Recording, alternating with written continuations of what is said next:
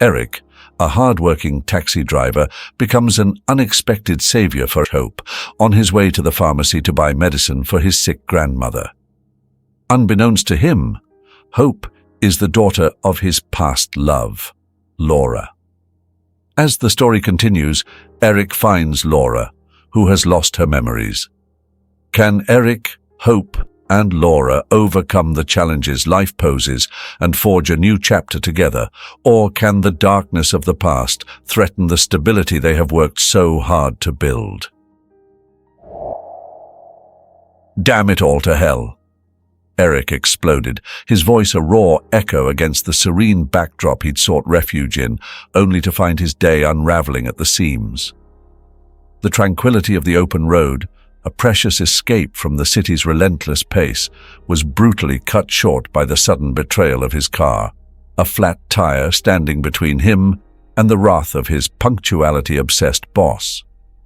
Here he was, amidst the peaceful chorus of the early morning, his soul yearning for the wood's quiet embrace, yet fate had conspired to drag him back to chaos. Each moment away from the city was a stolen treasure, but today, it seemed, Eric was being robbed of even that small luxury. His drive back from dropping off a client in a quaint village had promised a brief respite, a moment to breathe in the cool, fresh air and let the early sun wash over him. But the reality of his demanding job, under the watchful eye of Mr. Park, a retired officer with no understanding of life's unpredictable delays, loomed large. Despite explaining the impossibility of defying time, Eric found himself hounded by calls every 10 minutes, the pressure mounting with each ring. As he stared down at the deflated rubber, the symbol of his ruined escape, a resigned dread settled in. "Well, now Mr. Park will definitely have my head," he muttered, the weight of impending doom heavy on his shoulders. Yet just as he braced himself to tackle the inconvenience, a child's voice, unexpected and out of place, cut through his reverie, adding a layer of mystery to his already complicated day. "Sir, don't worry. Everything will be fine with you. I can feel it." Turning around, Eric noticed a girl, about 5 years old, looking at him with black eyes and a friendly smile. "Where did you come from? All alone out here in the forest? Are you lost or something?" Eric asked in surprise. The little girl immediately started babbling. "No, I'm going to the pharmacy in town. My grandmother Sarah asked me to get some drops. She said her heart was racing and her blood pressure was so high, so I came to the bus stop. But it still hadn't arrived." Eric quickly realized from the girl's clothing that she appeared to be from a poor family. Her colorful dress was too big, and her knitted jacket was covered in lint balls and had lost its original color and shape from frequent washing. "How could they let you go alone?" Eric asked, surprised. The little girl, seemingly delighted to have someone to talk to, responded emotionally, "There's no one else to go but me. Grandma is old and sick. She doesn't leave the house. And by the way, I'm a big girl, and I am used to going to town on my own. Sometimes I even recite poems to people on the bus. I also sing songs, and people clap and give me money. Although, when my grandmother Sarah found out about my performances on the bus, she started taking the money away." Saying this, the girl turned slightly sad, but then, with a mischievous squint in her eyes, she added quietly, "But I secretly bought a chocolate bar with the money a couple of times and ate it while waiting for the bus back home, and I told Sarah that nobody gave me any money. Elderly people shouldn't have sweets anyway." Eric's heart ached with sympathy for the little skinny talker. It was evident that she had no one except her sick grandmother, but she was remarkably independent for her age and accustomed to taking care of herself. The little girl interrupted his thoughts with a question. "And when you've finished fixing the tire, please give me a ride into town. I have some money saved up. My name is Hope, by the way." She rummaged through the folds of her dress, found a pocket, and proudly pulled out a crumpled bill after a couple of minutes. Eric, seeing the $1 note, smiled and gently pushed her hand away, saying, "Keep it hidden. You'll still need it. I'll change the tire. take you to the pharmacy, and then bring you back to the village. You can wait in the car. I'll be quick." Eric knew that his boss wouldn't approve of this, but right now the little girl was more important to him. The man made up his mind to help her no matter what. After replacing the tire, he got back into the car and immediately noticed Hope staring at a brightly colored pack of cookies on the seat next to her. "Are you hungry? You can have a cookie, and there's still water," the man offered, extending her a bottle. Hope happily accepted the offer, quickly opened the packet, and started eating cookies with pleasure. Noticing Eric watching her, she apologized. "I didn't have an opportunity to eat this morning, even though I cooked potatoes last night." Eric turned away to avoid embarrassing her and started the car. He decided that he would feed the poor girl in the city and buy her some food. The radio constantly emitted the boss's stern voice, demanding to be contacted, but Eric knew that even if he tried to explain, he wouldn't understand, so he minimized the volume and decided he would call back once he had safely returned to the girl home. At that moment, Hope looked at him fearfully and asked softly, "Will you get in trouble because of me? Maybe you shouldn't have helped me. Your boss is yelling." Eric smiled and tried to reassure her. "Don't worry about it. I had to help you. We can't leave your sick grandmother without medicine. Let the boss yell. It's his job." He winked at his little companion, and she, feeling reassured, resumed looking at the houses and trees. Upon entering the city, Eric stopped the car near the pharmacy and offered to accompany Hope, but she insisted with the seriousness of an adult. "No need. I can handle it on my own. Sarah had written everything on a piece of paper. I'll just give it to the lady at the window, give her the money, and then get the medicine. Why do you treat me like a little girl? You should focus on calming down your boss and talking to him." Eric almost laughed. It was amusing to hear her speak so maturely about the situation. However, he decided to stay in the car. Hope indeed returned from the pharmacy quickly, carrying a small bag. "See? You wanted to come with me, but I came back fast, didn't I?" she asked. Eric countered by suggesting, "You know what? I'm actually hungry. It's lunchtime and I see a cafe across the street. Shall we go eat there and then continue our journey back?" Hope tried to resist, saying that the cookies she had eaten would be enough for a long time. But Eric insisted, and they went to the cafe on the first floor of a residential building. Realizing that the girl wouldn't understand the menu, he decided to order according to his own taste. While they were waiting for their order, Hope looked around the interior with interest. Then she leaned closer and whispered, "I've never been in such a beautiful place. The pictures on the walls are so nice. You know, my best dream is learning to draw, and there are so many vases. And why are there so many bottles on the high table over there?" She nodded her head towards the bar. Eric answered her in the same hushed tone. "That's because men and women come to celebrate something here, and they get these drinks poured for them, and then they have fun." The girl looked at them, then at the bottles, and then back at Eric again. She asked, a little louder this time, "Can't they be funny by themselves? Do they have to have a bottle?" Before Eric could answer, a young waitress approached and placed plates of soup, a tray of bread, and utensils in front of them.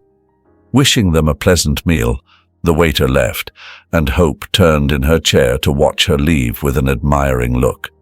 Then she turned back to Eric and whispered again, "And even the waitress here is beautiful too. Have you seen her watch and ring?" Eric couldn't help but smile and replied quietly, "When did you have time to notice everything? Well, let's eat. I hope the food here is as good as the place itself." He ordered chicken soup with homemade noodles, and the girl ate every last drop. When the second course arrived, consisting of mashed potatoes and a baked chicken leg, the little girl timidly asked, "Is this all for me as well?" "Of course it's for you. Who else would it be for? I, as you can see, have my own portion," Eric replied. Seeing that Hope seemed somehow confused, he added, Is something wrong? Did you not like it? Hope quickly began to justify herself, saying, No, on the contrary, everything is so delicious. I'm afraid I'll burst. I'm just a little girl. I can't eat too much or I'll become fat and ugly.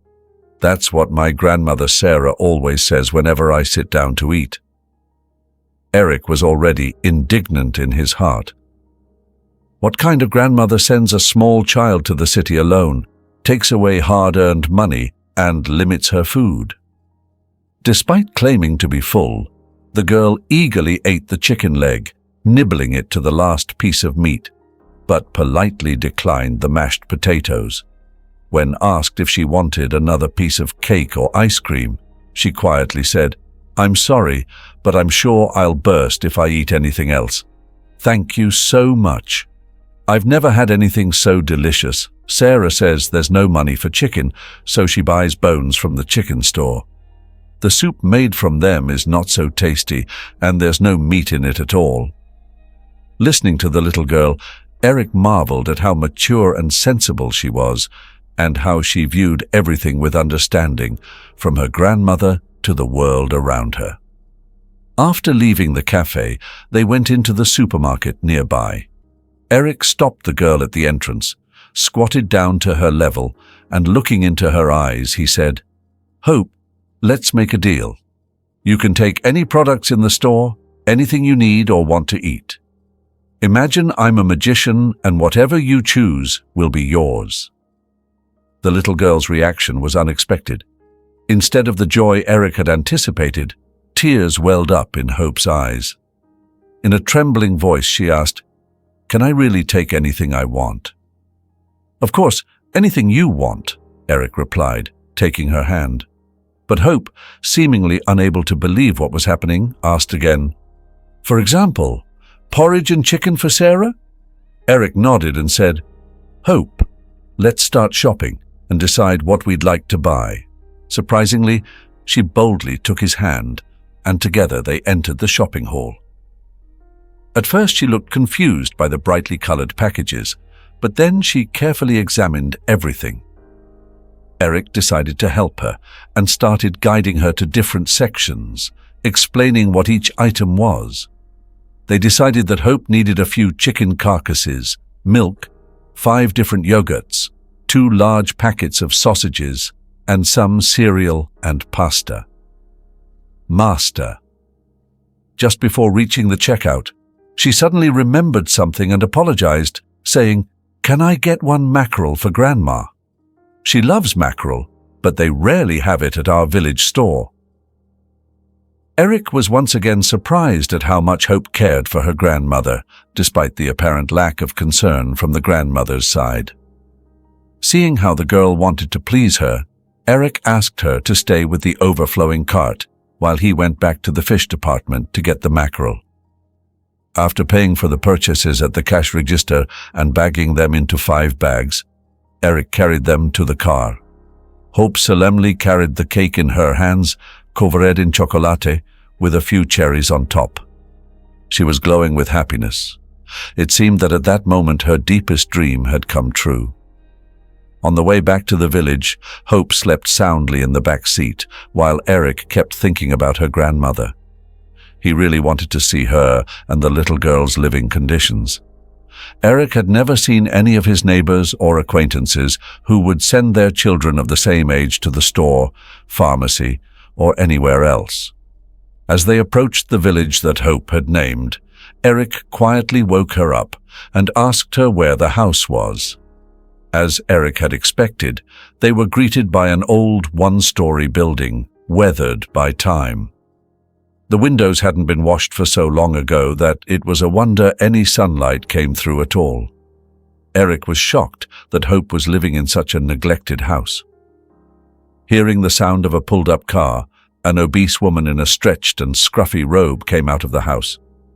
Just by looking at her swollen face and swollen eyes, Eric understood everything. Instead of the supposed elderly woman, bedridden and waiting for medication, there stood a woman, about 50 years old, who had been drinking for more than 1 day. Her first words, spoken to Hope, shocked Eric. Where were you wandering, you little brat? Were you singing songs on the bus again? I'm dying here and you don't care. Did you make money? Give it to me, or you'll spend it on nonsense," the woman shouted without paying attention to the presence of a stranger. Hope immediately turned pale, squeezed herself, and stepped behind Eric. He turned around and noticed that the girl had tightly closed her eyes and covered her ears with her hands. It became clear that this was not the first time, and it was likely that the woman not only yelled at her but could also raise her hand at her. Eric decided to reason with her and said indignantly, "Why are you doing this to the child?" and said indignantly, "Why are you doing this to the child and why do you let her go alone? You may be her grandmother to yell at the girl, especially since she didn't do anything wrong." "What?" Sarah shouted, menacingly putting on a belligerent posture with her hands at her sides and taking a step towards Eric, continuing, "Who are you to teach me? Get out of here. I'll handle this girl myself. If you want to know, I'm not a grandmother at all. She should be grateful I didn't throw her out like a kitten. Her mother asked me to look after her for a couple of months and gave me some money, but the money ran out and her mum disappeared. Instead of a couple of months, she's been hanging around my neck for almost a year." Eric, who had been holding the shopping bags all this time, put them on the porch and tried to calm the woman down by saying, "Here, I brought groceries. I think you'll need them. Hope even asked for some mackerel, saying that you really like this fish." After a moment of thought, he took out some money out of his pocket and added, "And this is for your care. Maybe you can tell me how you ended up with Hope in the first place." The woman immediately hid the money in her robe pocket and immediately changed her tone. Sitting down on a chair at the porch, she began to tell the whole story. "I had a tenant. Her name was Laura. She came here with this girl in her arms and asked to stay temporarily. Somebody sent her money every month and she had enough to pay for the room and for food. Then, one day, she said she was going to move to the city. The woman suddenly turned around and shouted at the house door, 'Hope, bring water! My throat is dry!' The little girl immediately ran over with a glass in her hands and holding it to the woman asked Eric, 'Can I bring all the groceries inside? Otherwise they'll spoil.' Eric nodded, once again amazed at how mature Hope was for her age. He offered to help carry the bags into the house, but the woman sharply replied, 'Don't go in there. It's messy. Hope can do everything herself. So, about her mum. She asked me to take care of the girl until she settled in the city. She said she would pay me money. I wasn't opposed, especially since it's not a bad addition to my pension. But Laura stopped sending money after 2 months and literally disappeared." Sarah looked at Eric as if seeking understanding. "Tell me, do I need all this trouble? I barely make ends meet for myself. My pension is pennies, and here I have to support this girl." Eric, of course, wanted to be indignant and say that, judging by Hope's appearance, her old clothes probably cost nothing, and that such a little girl probably ate like a sparrow, but he prudently kept silent. Instead, the man pretended to sympathize with the woman, hoping to learn as much as possible about the girl and her mother. He shook his head brokenly and replied, "I understand you very well. It's such a burden. If her own mother doesn't need her, why do you need her? Maybe you have a photo of this good-for-nothing mum. I'm driving all day long. Maybe I'll see her somewhere. I'll call her to conscience." The woman seemed very glad of this suggestion, and with difficulty rising from her chair, stepping heavily with dirty bare feet, she went into the house.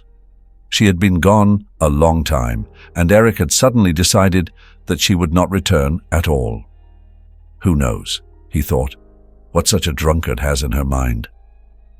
But then the floorboards creaked, and puffing and pouring sweat, the flushed hostess appeared. It was evident that every step was difficult for her. Sitting down on a chair, she held out a black and white picture saying, "Here." It was in her things. When she disappeared, I started to pack all her stuff into bags, so that it wouldn't be lying around the house. The picture fell out of the book. Eric looked at the picture, and his heart raced. Painfully familiar and very favorite eyes looked at him. He immediately remembered how he had once been in love with this girl, and the feelings were mutual. Having got acquainted by chance at one student party, they literally couldn't live without each other, and were even going to get married. Eric then rented a small apartment and persuaded Laura to move in with him. He decided to save up a little money and then plan a wedding. There was no one to help them in this case. He himself was an orphan, his parents died in a car accident, so they lived in love and harmony for a little over a year, and then suddenly they had a huge fight. After a while, Eric couldn't even remember how it all started. But only after this quarrel, Laura said that she couldn't live with a man who didn't understand her, and left their apartment, slamming the door. Eric tried to stop her then. He tried to reconcile, but she was adamant. Not understanding what he was guilty of, he nevertheless met her every evening after work and asked for forgiveness. But Laura did not even try to listen to him. And then one day she disappeared. She was not at work.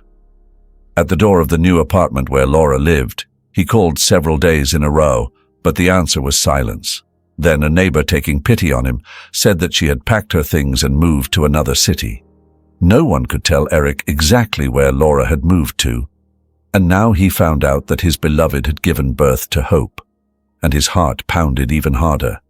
He thought that Hope could very well be his daughter. Therefore, he couldn't leave her with that terrible woman in such a miserable place. He decided to take her with him. "You know what? How about I take Hope with me?" He started the conversation. "I'll buy her some clothes, get her ready for school." For some reason, Eric thought that Sarah would be happy, but it was not so. She suddenly shrieked indignantly. "What do you mean, you'll take her? I'm not giving her away for nothing. I put so much money and effort into her. Her mother will come, and I'll demand money for all the time I've been feeding her girl." Eric was amazed at how greedy that woman was. Even in this situation, her intoxicated brain was not thinking about the fact that the girl would be taken away by a stranger, but how to benefit from this situation.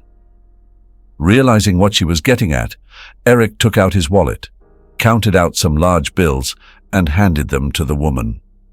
Sarah's eyes sparkled, and she wanted to snatch the money, but Eric deftly yanked his hand away. Seeing the surprised look in the swollen eyes, he said in a formidable voice, "I will give you this money if you give me Hope for good. I will take her away and we will disappear from your life, and you, in turn, will not remember about it." The woman nodded her head again, like a Chinese dummy, as if afraid that Eric would put the money back in his purse, and quickly rambled, of course, yes, take her away. I'll be only too glad. And I swear never to remember. Yes, you can even adopt. And if you like, take custody. I don't know what they do in cases like this. Why should I remember her? I'll be relieved to be rid of this burden." After overhearing all this conversation, Hope was already standing on the porch with a bag a minute later. "What do you have there?" Eric asked, pointing to the load. The little girl, embarrassed and looking down, timidly replied, "I'm going to live with you now, so these are my things." Eric gently stroked her head and smiled, saying, "I don't think there's anything valuable in there. Let's leave these rags here and buy you all new things." She looked at him incredulously, then at the bag, but still placed it on the floor. On the way back to the city, Eric thanked God for the opportunity to meet Hope. Hope. He had always dreamed of having a daughter or son, but his fiancée Lisa always threw a tantrum about it. She didn't want to give birth herself, citing health difficulties. When Eric suggested adopting a baby, she initially agreed but then categorically refused at the last moment. She always said that she wanted to live for herself and that she didn't want to be tied down with children. Eric found it difficult to hear this because he had always wanted a large family with many children, but it seemed that Lisa didn't share his plans. However, now that he had met Hope and learned that she was the daughter of his former lover and possibly his own daughter, everything was decided. It didn't matter how Lisa would react to the girl's arrival, but Hope would not go back to that cruel woman. Upon entering the city, Eric decided to stop by the office first and try to explain everything to his boss. He had minimal hope of being understood. When he saw his boss's anger, distorted face from the doorway, he realized that any chance of understanding had vanished before it even appeared. About 10 minutes the boss yelled at Eric, calling him irresponsible, insolent, and lazy for not wanting to work. When Eric tried to explain about the flat tire and the girl he had picked up, Mr. Park banged his fist on the table and shouted, "Stop telling me your fairy tales. If transporting beggars and homeless people is preferable for you than working on me, then go ahead. This is not appropriate for my taxi company. Get out, and I never want to see you again." Eric was actually a little glad in his heart, because he had wanted to leave that tyrant for a long time. Leaving the office, Eric realized that the turmoil of the day was not over yet. He still had to sort things out with his bride, Lisa. But regardless of the outcome of their conversation, Eric was going to formalize his guardianship of Hope as soon as possible. Before going home, he decided to change the girl's clothes. Calculating the remaining amount of his paycheck, he breathed a sigh of relief. There was enough money for a couple of outfits for Hope and their immediate needs. He hoped to find a new job quickly. Hope, waiting for him in the car and seeing how lost in thought he was when he returned, spoke up as if she understood everything, saying, "Don't worry, everything will be fine for you. I can feel it." Strange as it may seem, Eric did feel some relief at that moment. He turned to her, smiled, and said, "Well, if you feel that way, then I believe you. Now let's go buy you some new outfits. I don't have a lot of money, but we can definitely afford a couple of dresses and some nice shoes." Looking at him gratefully, Hope said in a trembling voice, "Thank you for taking me away from Sarah. Don't worry, I know how to do everything. I can clean the floors, peel potatoes, and cook porridge." Eric almost cried hearing this. He reached out to stroke the little girl's messy hair, saying, "I'll take care of you myself. Your job is to be a child and go to school. That will be your focus for the next few years. Everything else will work out." They spent almost an hour in the children's store. Hope enthusiastically tried on outfit after outfit, dancing and spinning in each dress. Finally, they chose a couple of them, and also a beautiful lacquered shoe, pants, and a few sweaters, a windbreaker, and bunny pajamas that Hope didn't want to let go of. Before leaving the store, Hope suddenly stopped Eric, took his hand, and with a pleading voice asked, "Dresses, right now, and ride in it." Eric smiled and replied, "Let's first go home. I'll remind you to take a bath, and then you can try on and wear everything at once." Hope nodded in understanding and replied seriously, "I can't put it on all at once. It won't fit." She looked at Eric and suddenly burst into laughter, imagining how it would look. The man couldn't help but laugh along with her. They arrived at the house in a wonderful mood, which was quickly spoiled by Lisa as soon as they entered the apartment. Eric introduced Hope to her, but Lisa stood across the corridor, propped her arms on her sides, and indignantly said, "Are you crazy?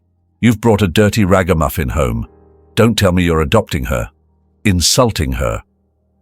In a tone that brooked no objections, Eric sternly replied, "Don't you dare insult the child. I'm tired of indulging your whims and waiting for you to make up your mind. The girl will live here now, and in the next few days I'll start the custody paperwork."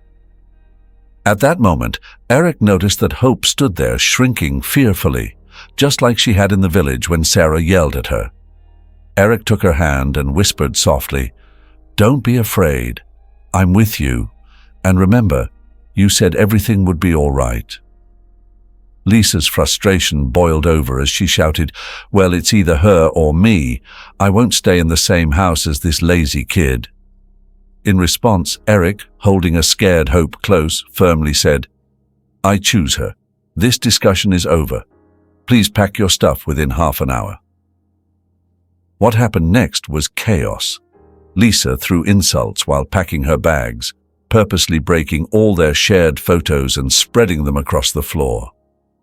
Seeing Hope terrified curled up on the couch, Eric came up with a quick plan for them to escape the tension. He suggested softly, "Let's sneak out, grab some ice cream, and enjoy it in the car, away from all this yelling." Hope's face lit up with a smile, and they left, hand in hand.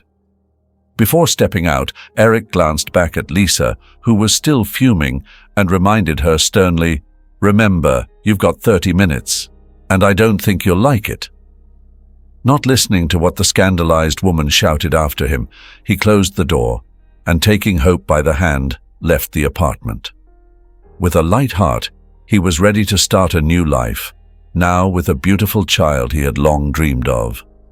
Eric looked at Hope, and they both smiled at each other, almost simultaneously, feeling happy as they walked outside hand in hand. It seemed like nothing could ever separate them. After buying ice cream, they decided to sit on a bench in the yard and started talking about all sorts of nonsense. Hope was a very curious and sociable child, and Eric was happy to answer all her questions. After a while, Eric saw Lisa storming out of the entrance in a fury, saying something indignantly to the cab driver. She hastily threw her things into the trunk, got into the car, and disappeared from Eric's life forever. When they returned home, as promised, Eric filled the bathtub with fragrant foam for Hope and went to prepare dinner himself. Despite everything that had happened during the day, he felt light and hopeful. For a whole hour there was singing and splashing water from the bathtub. After preparing mashed potatoes with sausages and placing a fresh tomato on a plate, he called out cheerfully, "Hope, the water must be cold. Come out already." "Please," the girl pleaded, "just 5 more minutes," and I added a little warm water. When Hope finished splashing around in the bathroom, she came out, glowing, and said quietly, "I have never seen so much water. Sarah used to bathe me, but it was in a small tub. I couldn't stay in there for long." Eric smiled and affectionately stroked her wet hair. "You'll see. We'll go to the sea together." That night, Hope fell asleep almost instantly, barely touching the pillow. Eric, however, couldn't sleep. He kept thinking about Laura, Hope's mother. He needed to find her. Something must have happened to her, he thought. He knew her too well to believe that she would easily abandon her child. Eric remembered how they used to dream about having many children together. He recalled how Laura used to take care of the neighbors' kids and play with them happily. As morning approached, Eric suddenly remembered an old friend from school. They used to attend soccer games together. Recently, they had bumped into each other on the street. Eric learned that Bob had joined the police force after the army and was now married with twin daughters. Thinking that Bob might be able to help him find Laura, Eric called him early in the morning. They agreed to meet for lunch. Eric shared every detail of his first love, their argument and Laura's disappearance. He also gave Bob a photo of Laura and asked him to find out as much as possible. When Bob called and suggested meeting at the same cafe where they had met for the first time, Eric didn't know whether to feel happy or worried. As he walked towards Bob, his heart raced. He feared the worst, that Laura might no longer hi. Bob greeted Eric, extending his hand. He then shared everything he had learned. Laura had been working as a housekeeper for a wealthy man for a while. "Here's the address." "It's in a neighboring town," Bob said, handing Eric a small piece of paper. "I'm sorry, but that's all I could find out. You should go there yourself and find out. Maybe she still lives there, and everything is fine. I don't have much time, and without a formal complaint, there's not much the police can do." Eric expressed his gratitude to Bob, made arrangements with his neighbor to look after Hope, and headed to the given address. The town was nearby, and within 40 minutes Eric arrived. There stood a 3-story mansion, surrounded by a tall, solid fence.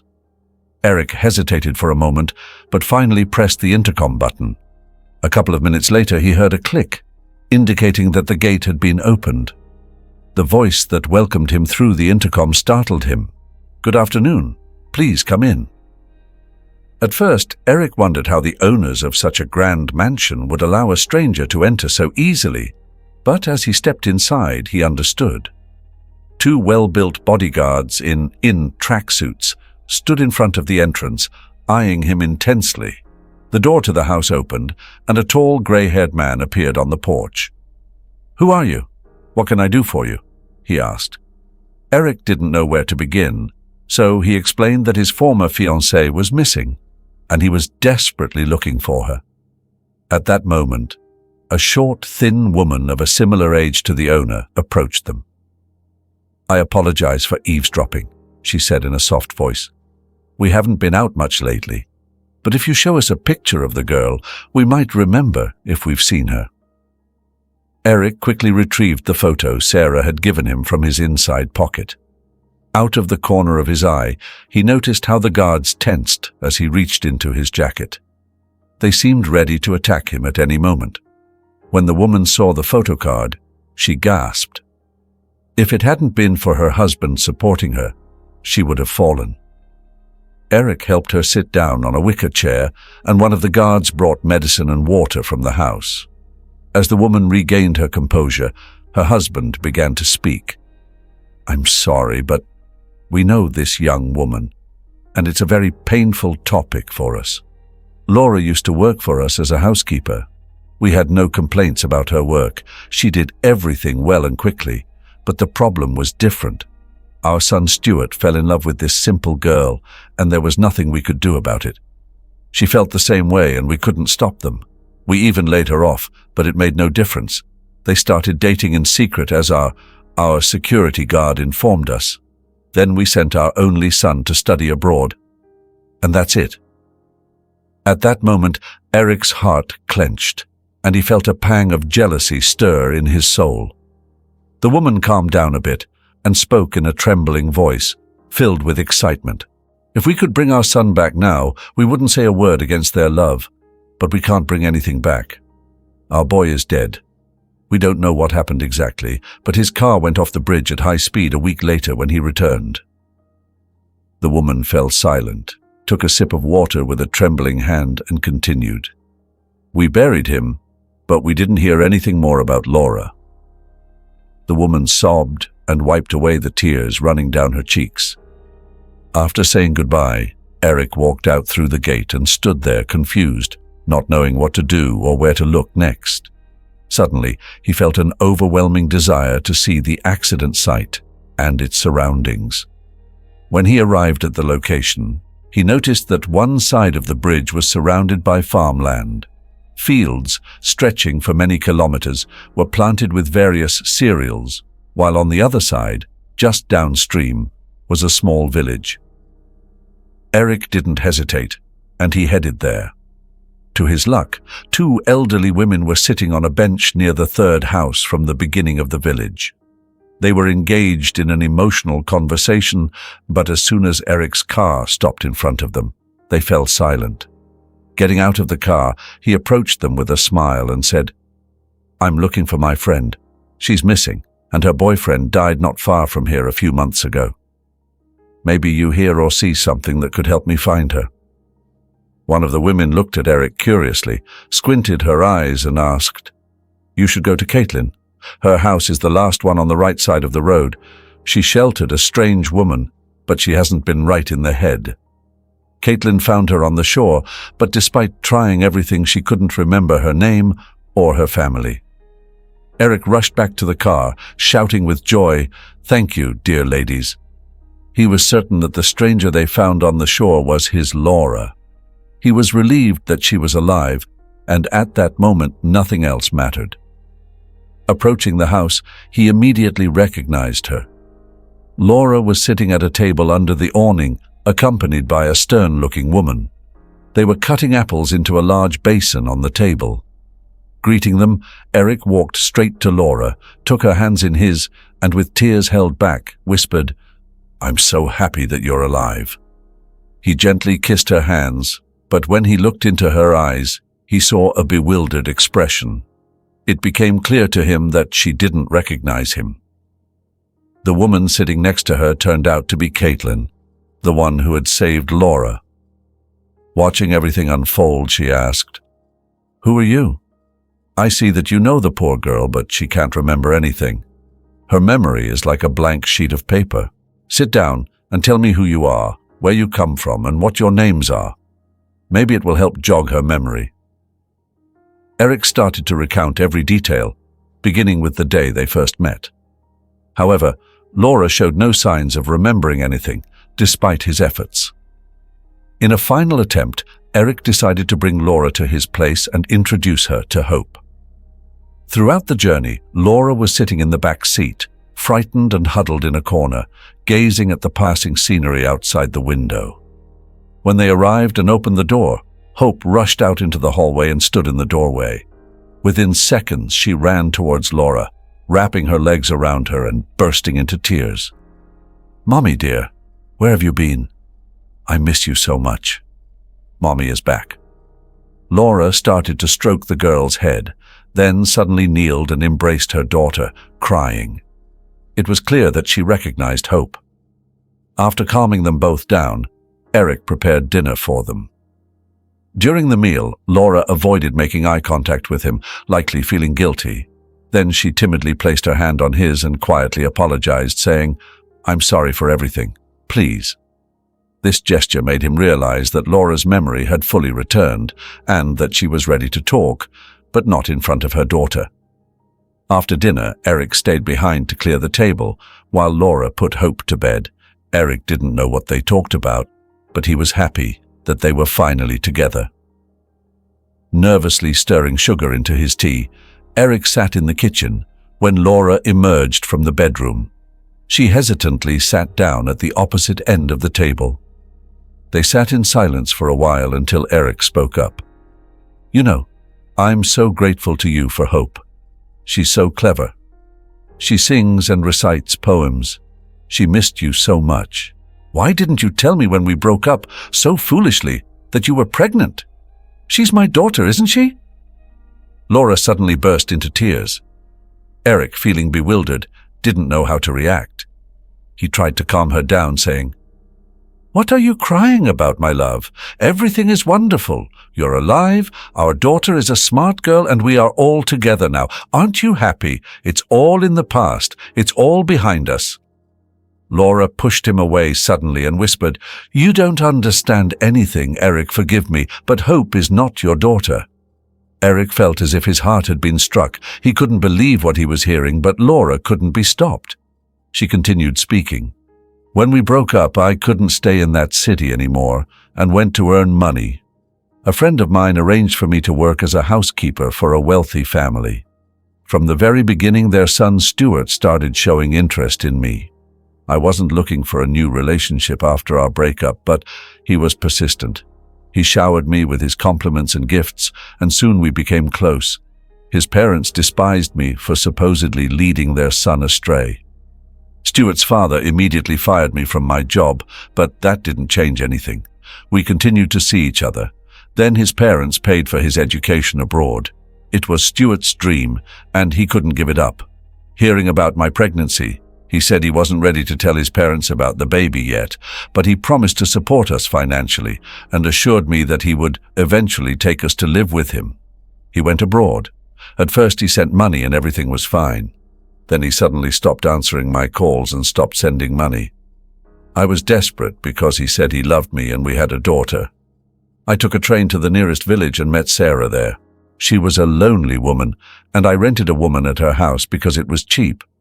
So, I lived on benefits and what money I'd managed to put away before. Then I put Hope in daycare and started working in a neighboring town. I grabbed any job I could. Soon I decided to move back to the city because there were more opportunities there. I asked Sarah to look after Hope for a few months while I found a place to live and a job. One day I bumped into Stuart by chance. I couldn't help but go up to him and tell him what I thought of him. I was shouting, calling him a traitor, and he was shouting at me. That's how we found out that his parents had separated us.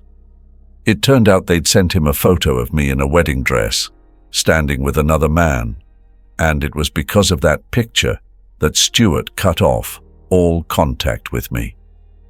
Angry and bitter, he ordered me to get in his car, and we drove to his parents' house. But on the way, he lost control and we fell off the bridge into the river. Laura covered her face with her hands, and her shoulders began to shake with sobs. Eric approached and embraced her, saying, "What's done is done. I would like to be Hope's father forever. She and I have found a way to communicate easily. Please think about my suggestion." Eric took her face in his hands and looked into her eyes. She nodded silently, tears running down her cheeks. At that moment, Eric caught himself thinking that he wanted to too, cover Hope and Laura from all troubles and misfortunes, never letting them go. Laura, as if sensing this, pressed herself against him. They were sitting embraced like that almost until morning, without saying a word to each other. In the morning, a child's voice brought her back to life. "Mummy, Eric, why are you sitting here? Don't you have a place to sleep? Why are you hugging each other? Are you relatives?" Eric looked pleadingly at Laura, and she, understanding everything without words, took her daughter in her arms and said, "Hope, it's your daddy." The girl began to jump and shout, "Hooray! I now have both Mum and Dad. Super!" She spun around for another 5 minutes and sang some motifs only she knew, very similar to the screams of the Indians. Laura and Eric, watching this performance, laughed and were insanely happy. In the following days, Eric thought about Stuart's parents. Gathering his courage one evening, after Hope had fallen asleep, he took Laura's hand and said, "You know, I think we should show Stuart's parents their granddaughter.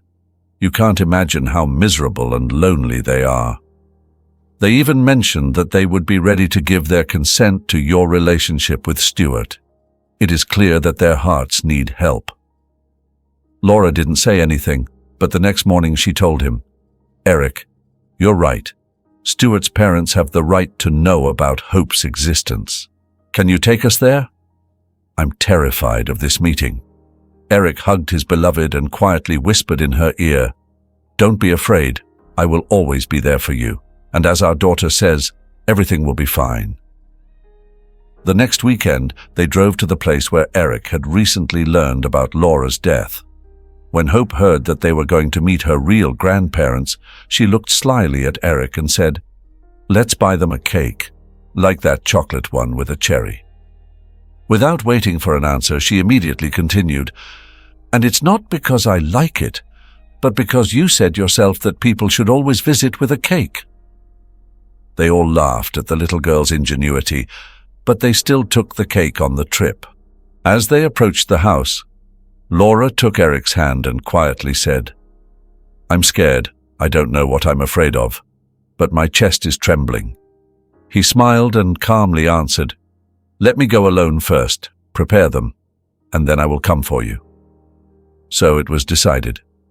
Eric rang the gate, and he was not surprised when it quickly clicked open, inviting him to enter. Without waiting for an invitation, he stepped into the yard. Stuart's father was already on the porch and, smiling, asked, "You serve visitors often. What is it this time?" Eric asked to invite his wife, and as soon as she came out, he said, "I have come to introduce you to a person who will remind you of your son and perhaps replace him in your family. Thanks to your information, I found Laura, and I was very hopeful that her daughter would turn out to be my daughter. However, she is your granddaughter, and today I've brought them here. If you prefer not to meet, let me know now to avoid upsetting the little one." He noticed tears welling up in the woman's eyes as she moved closer and whispered softly, "Where is she? Please, I need to see her. Hurry, bring her inside." That night, the home was filled with conversations and tears, but also warmth and light for the first time since Stuart's passing. When it was time to leave, Stuart's parents made Laura and Eric promise to bring Hope over on weekends whenever possible, which they happily agreed to. A year on, Laura was expecting again, and Eric couldn't hide his joy. He was thrilled about welcoming another daughter soon, and humorously thought about adding a few more to their family in the future.